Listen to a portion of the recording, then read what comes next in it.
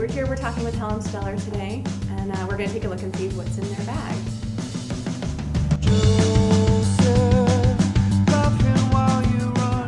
Cliff?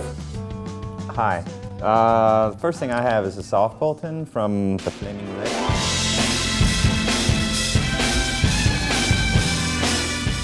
Because it's beautiful and I love it. And I remember actually living in Chicago when this album came out and just being overwhelmed by it. I just thought it was just so gorgeous and textured, and it's just an amazing album. I love it. My bag consists of a bunch of weird stuff, I guess, considering everybody else, but let's start, okay, with Liars.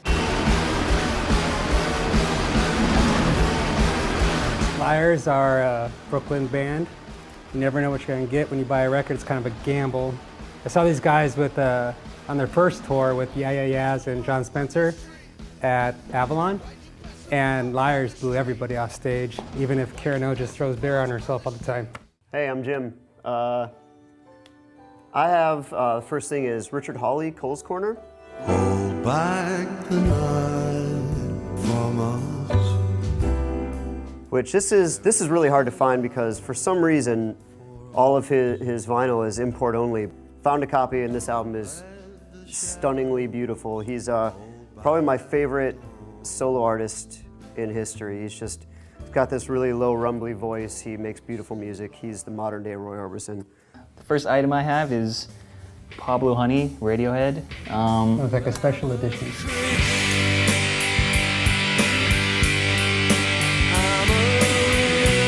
This was the first album I heard that I actually really started to pay attention to guitars and the actual music. Because of this album, you know, when I was in middle school, I started playing guitar because of this. And the first band I was actually in was a Radiohead cover band. And so we learned all the songs on this album, so, you know, it definitely holds a special part in my heart. And then I have Fire Hose, Ragin' Full On.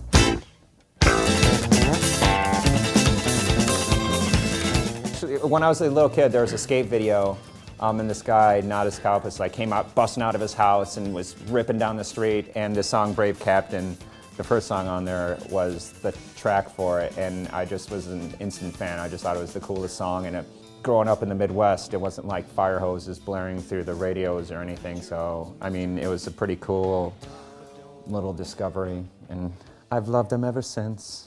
I grew up on Lake Erie in Pennsylvania, so we got all the Canadian rock stations, and for some reason, Canadian rock stations, they love this album by U2, Acton Baby.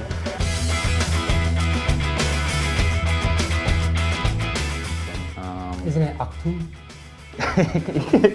It could be. Until the End of the World, great song. Edge is one of my inspirations as a guitar player. Not necessarily his style of playing, but how nerdy he gets with everything. He's a huge nerd, and yeah. Someone turned me on to, this is Mark Eric. Where did the girls of the summer go? This guy was 19 when he put out this album. There's a real innocence to this album, and Vic Briggs from The Animals produced it. And it's really just luscious. There's beautiful strings and great harmonies on it. And it's just fantastic, and it's kind of something that not a lot of people know about, and I feel just really lucky to have it. This record I bought just so I can learn Pump It Up to make Jim upset. I practice more. So I can get the live version. This is with Bruce Thomas, who is the bass player for Elvis Costello, 1978. Probably the most underrated bass player in a band with a person's name in it. Television Marquee Moon.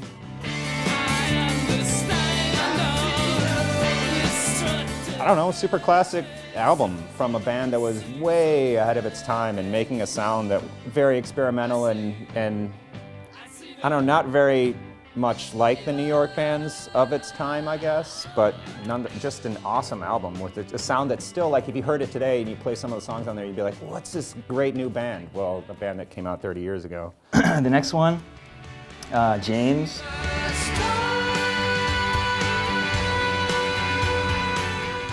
She's a Star is one of my favorite songs. It was played on, Canadian radio a lot. And also Laid you know, classic, great song. And my fiance and I, we actually love jamming together, and we always sing and play lead, so it's kind of fun. This one, there's a good story behind. This is a blue vinyl version of Voyager 1 by the Verve. There's only 300 of these.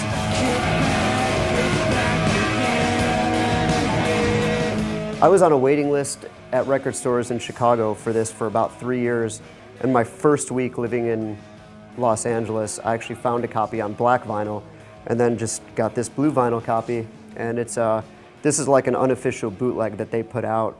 It's awesome, man. It's raw, it's huge, it's super rare. Shellac.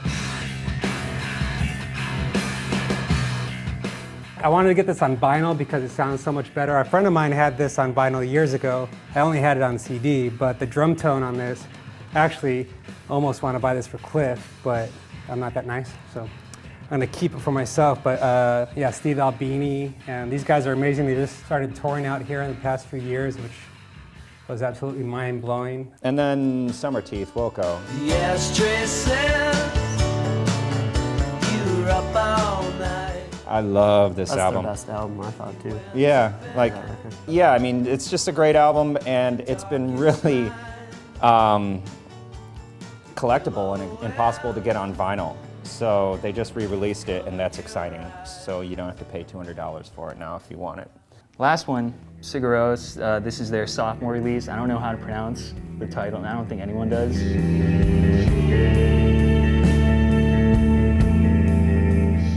I mean, they're so obscure that there's nothing on the back. So, but great record, and this record actually saved me a bunch of times. I went to engineering school, and it was really hard and kind of depressing. But this album really got me through like long, you know, finals weeks and stuff like that. And a great ethereal album, unbelievable guitar tones that I don't think anyone has matched yet, ever. And I don't think anyone can. Brilliant. The last one I'll show you is, yeah, we're from Chicago. This is the Super Bowl Shuffle by the Bears.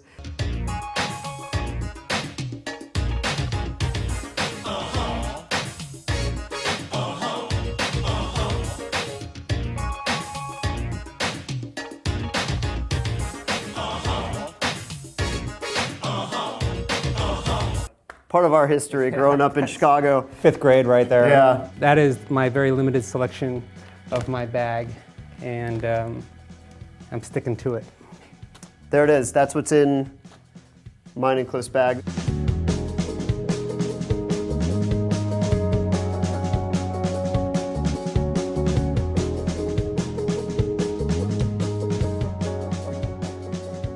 Amoeba.